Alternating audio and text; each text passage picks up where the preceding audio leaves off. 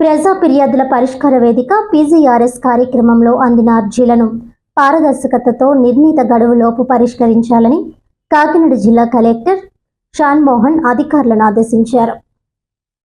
రాష్ట్ర ప్రభుత్వం ప్రతిష్టాత్మకంగా ప్రతి సోమవారం నిర్వహిస్తున్న పీజీఆర్ఎస్ కార్యక్రమం సోమవారం కాకినాడ కలెక్టరేట్ వివేకానంద హాల్లో జరిగింది. ఈ కార్యక్రమంలో జిల్లా కలెక్టర్ షాన్ మోహన్, జేసీ రాహుల్ మీనా, జిల్లా రెవెన్యూ అధికారి J Venkatrao, housing PD NVV Satyanarayana, BC corporation ED A Srinivas, SSA PO Venugopalarao తదితర అధికారులు హాజరై కాకినాడ జిల్లా నలుమూలల నుంచి వచ్చిన ప్రజల నుంచి దరఖాస్తులను, అర్జీలను స్వీకరించారు.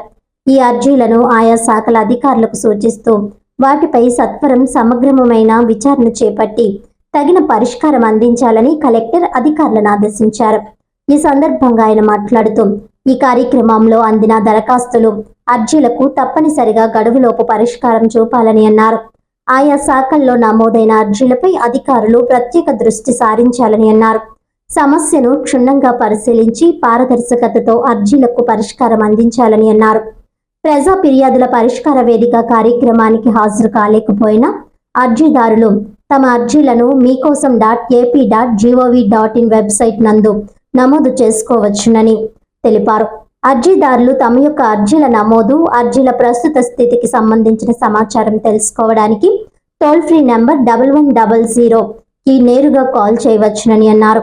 ఈ కార్యక్రమంలో వివిధ శాఖల జిల్లా స్థాయి అధికారులు, కలెక్టరేట్ విభాగాల అధిపతులు తదితరులు పాల్గొన్నారు.